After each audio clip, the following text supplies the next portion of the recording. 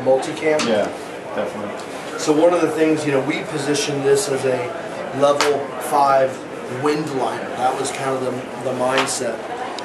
And it does work for that, but it's being used more and more as emergency rainwear with good enough protection for an hour. You know, so if you look at it from a water repellency standpoint, it's got really good repellency.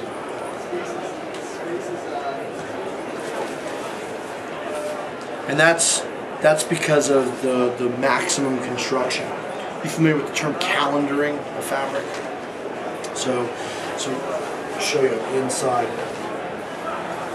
So this is the interior of the fabric. You can see it's got a little bit of an opaque color difference. So calendaring is a process where it's done over a hot roller, and it basically kind of does the same effect as if you've cut webbing and you just hit it with a lighter just to singe those fabrics. So calendaring does the same process where it locks the fabric to keep it from not shifting and torquing, which is the real reason that you put a coating on a fabric, is to be mortar between warp and weft. So by calendaring, we stabilize the fibers, we make it durable, but we don't cut any breathability. So a lot of times wind liners become sweat boxes because they've got this coating on the back side of it. They're so light they need the coating to stabilize it. But by calendaring the fabric, we end up with stable fibers that don't decrease breathability. Still knocks down the wind, but doesn't affect the ability for the moisture to escape out. So you're saying it's not coated on the back? Yeah, it's not coated. It's just calendared.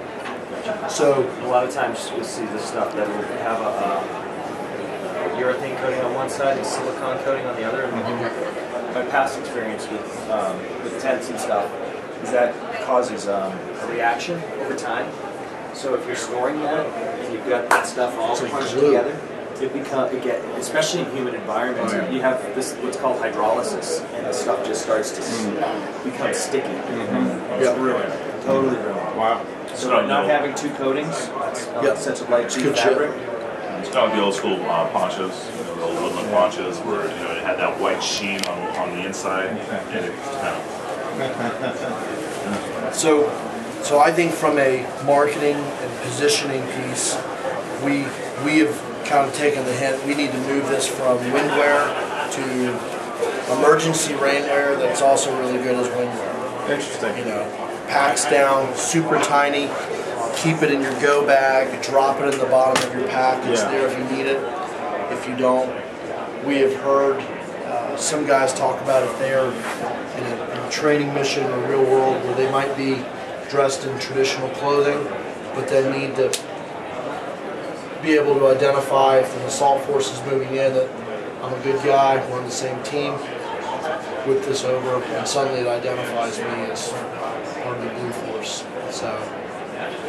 So printed top, printed pant, same exact cut and design and features as the Overwhite and the Crocodile, but now in multicam. Are you having any success with the